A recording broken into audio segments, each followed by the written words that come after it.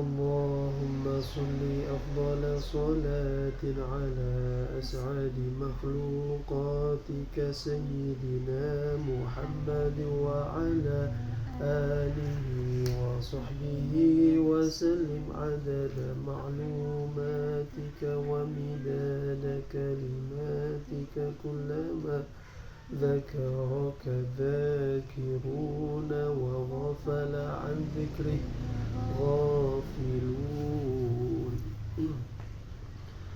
أعوذ بالله من الشيطان الرجيم. بسم الله الرحمن الرحيم. الحمد لله والصلاة والسلام على سيدنا ومولانا رسول الله وعلى آله وصحبه ومن والاه في مبدأ كل أمر ومنتهى. Rabbi syrah li sadri wa yassir li amri wa hlul 'uqdatan min lisani yafqahu qawli thumma amma ba'du. Rekan-rekan yang dimuliakan Allah, Assalamualaikum warahmatullahi wabarakatuh. Malam ini insyaallah kita akan melanjutkan penelaahan kita atas kitab Is'adul Bariyah fi Ahkamil Udhiyah yang ditulis oleh Profesor Dr. Hisham Kamil Hamid Musa Al-Azhari, salah satu ulama Al-Azhar, yang mudah-mudahan apa yang kita telaah dari kitab ini membawa manfaat atau memberi manfaat bagi kita semua yang membaca maupun yang menyimaknya. Pada pertemuan sebelumnya kita sudah berbicara tentang pengertian udhiyah dari sisi kebahasaan. Pemotongan atau ibadah penyembelihan hewan kurban itu disebut juga dengan udhiyah. Jadi dalam literatur fikih penyembelihan hewan kurban itu disebutnya udhiyah. Udhiyah itu terambil dari kata dohwah, dan dohwah maknanya awal siang setelah terbitnya matahari. Yang dimaksud awal siang setelah terbitnya matahari adalah awal waktu duha. Awal waktu duha itu diperkirakan 20 menit setelah berakhirnya waktu sholat subuh. Sampai kapan? Sampai kurang lebih 20 menit sebelum datangnya waktu zuhur. Nah, kenapa penyembelihan hewan kurban disebut udhiyah atau dinisbatkan kepada waktu duha? Karena awal waktu penyembelihan hewan kurban itu dimulai pada awal waktu duha. Sementara makna udhiyah secara syara' artinya adalah ma yudhbahu minan na'ami wa hiyal ibil wal baqar wal dha'an wal ma'az yauman nahri wa ayyam at-tashriq. Apa-apa yang disembelih dari hewan ternak berupa unta, sapi, domba atau kambing pada hari raya Idul Adha, yakni 10 Zulhijjah, dan hari Tasyrik 11, 12, 13 Zulhijjah. Dan di sini perlu diperhatikan bahwasannya puasa pada hari ini hukumnya haram dan tidak sah. Tidak sah dan haram. Tapi bagaimana kalau kita sudah memiliki kebiasaan bahwa setiap bulan biasanya melaksanakan puasa Ayyamul Bid. Ayyamul Bid itu kita tahu dimulai dari tanggal 13, 14, dan 15. Nah, khusus pada bulan Zulhijjah, Ayyamul Bid atau Siyam Ayyamul Bid dimulai dari tanggal 14, 15, 16. Karena tanggal 13 masih masuk dalam rentetan Ayyamut Tasyrik. Ayyamut Tasyrik diharapkan untuk puasa karena pada hari itu kita diperintahkan untuk makan dan minum, sehingga haram hukumnya untuk berpuasa. Baik. Kemudian insya Allah pada malam hari ini kita akan berbicara mengenai hukum penyembelihan hewan kurban. Qala musannif radhiyallahu anhu wa ardhah wa nafa'ana bihi wa bi'ulumi masyayikhina fid dharain amin. Hukmul udhiyah, hukum penyembelihan hewan kurban. Hiya sunnatun muakkadatun an Rasulillah sallallahu alaihi wasallam. Penyembelihan hewan kurban itu merupakan ibadah yang hukumnya sunnah muakkadah dari Nabi Muhammad sallallahu alaihi wasallam. Ma makna sunnah muakkadah? Sunnah muakkadah maknanya adalah suatu ibadah yang sunnah yang tidak pernah ditinggalkan oleh Rasulullah Sallallahu Alaihi Wasallam. Atau bisa juga kita katakan derajat sunnah ini hampir-hampir mendekati kewajiban, hampir-hampir mendekati wajib, saking tidak pernah ditinggalkan oleh Nabi Sallallahu Alaihi Wasallam. Hiya sunnah muakkadah an Rasulillah Sallallahu Alaihi Wasallam, wa hiya min sya'airid-din, dan penyembelihan hewan kurban ini merupakan bagian dari syiar-syiar agama. Wa mazhar min mazahiril hubbi wal karam, dan merupakan ciri ataupun bentuk cinta dan kedermawanan. Wa idkhalus sururi 'alan nas, dan merupakan ibadah yang apabila dilaksanakan maka pelaksananya bisa memberikan kegembiraan pada hati umat manusia. Naam, yakni hadiah, karena penyembelihan hewan kurban itu tujuan utamanya adalah sodakotul lahmin, sedekah dalam bentuk daging hewan kurban. Sedekah yakni hadiah, dan setiap orang itu pasti suka menerima hadiah ketika si pekurban atau orang yang melaksanakan ibadah kurban, memotong hewan kurbannya, mencacah daging kurbannya, lalu mengemas daging kurbannya dan memberikannya pada keluarga, pada tetangga, pada kaum fakir miskin, dan seterusnya, maka yang diberikan itu pastilah hatinya bergembira karena menerima hadiah. Lain daripada itu, pemberian hadiah ini, yakni pemberian sedekah ini juga bisa menyebabkan timbulnya hubungan yang semakin harmonis antara orang yang memberikan daging hewan kurban dengan orang yang menerima daging hewan kurban. Qala Nabi sallallahu alaihi wasallam, tahabu, salinglah kalian memberikan hadiah maka kalian akan saling mencintai. Wa takunu sunnatan kifayatan fi haqqi ahlil baitil wahid. Begitu juga penyembelihan hewan kurban ini juga merupakan sunnah kifayah pada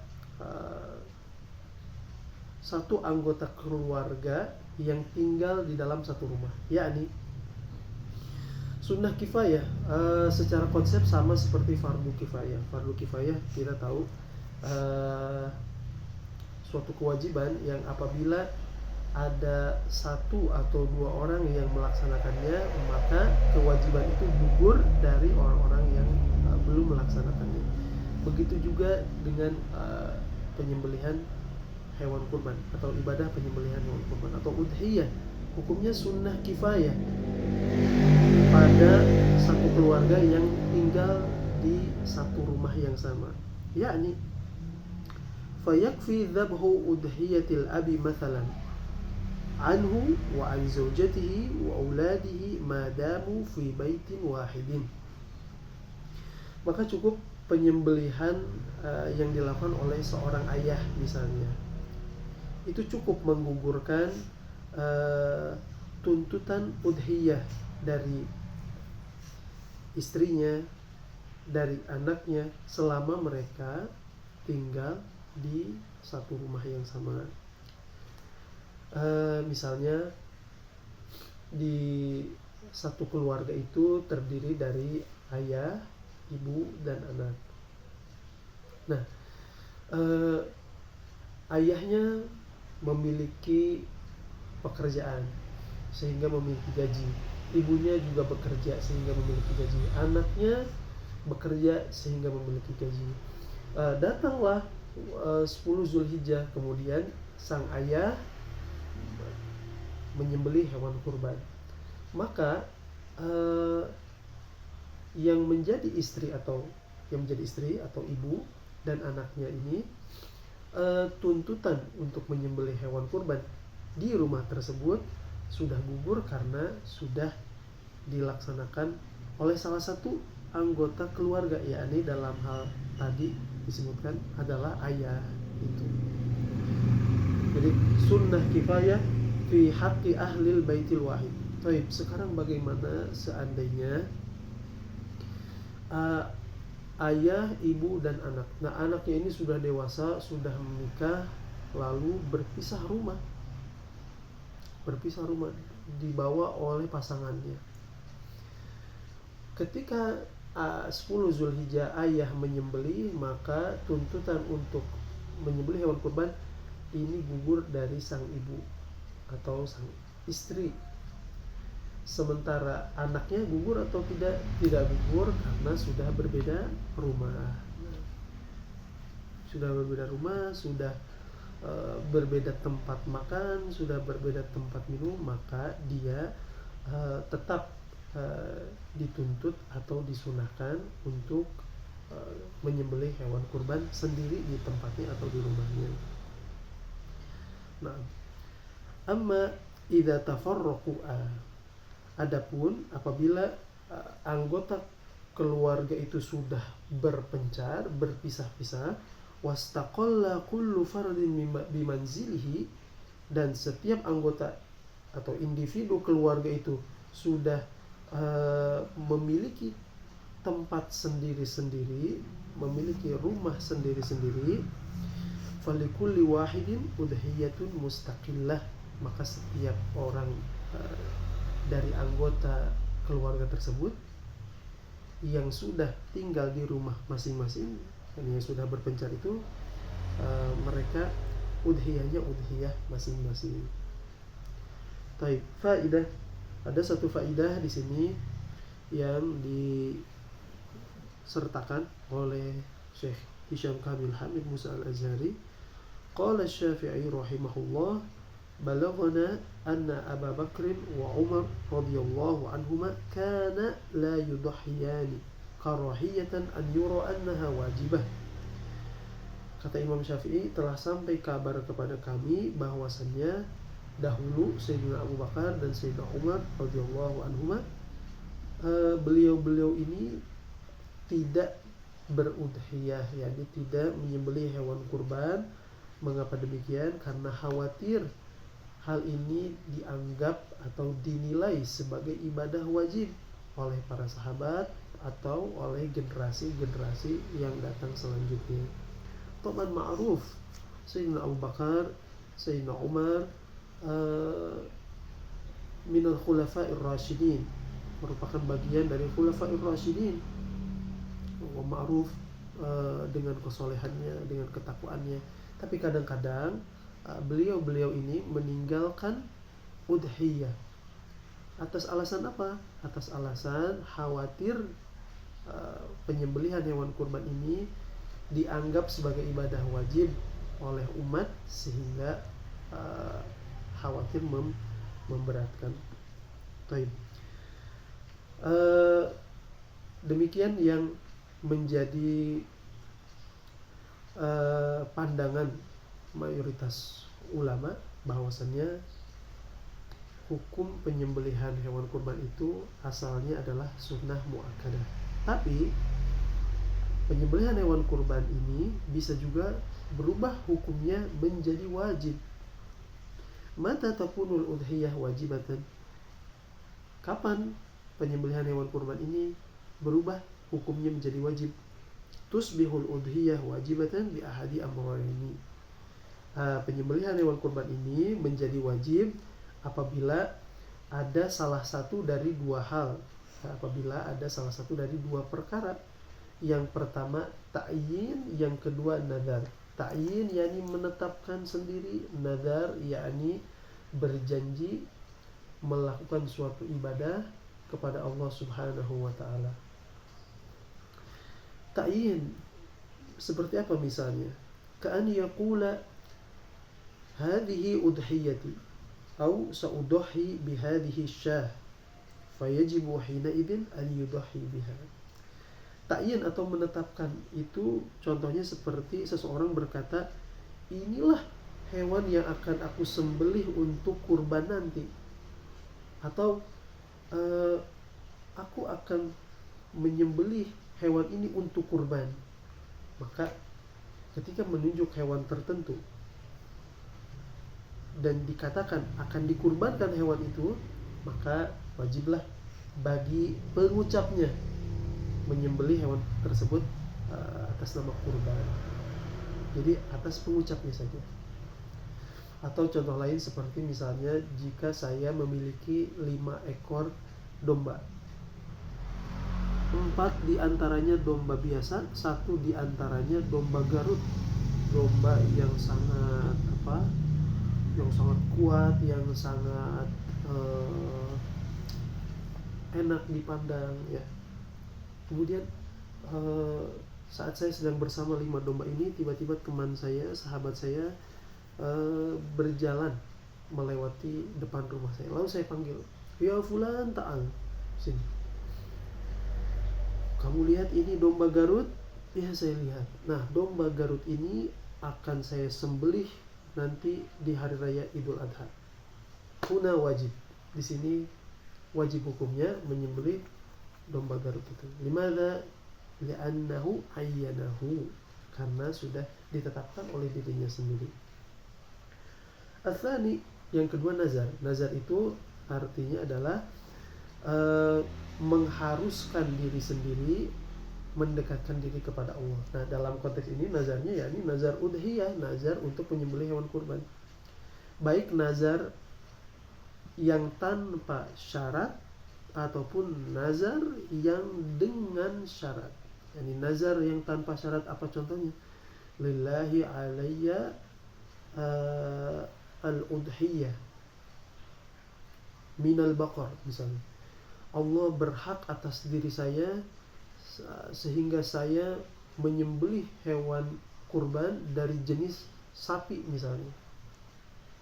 Atau yang dengan syarat, saya sakit, ya Allah, kalau saya ini sembuh maka saya akan menyembelih hewan kurban tahun ini. Lalu kemudian benar-benar sembuh.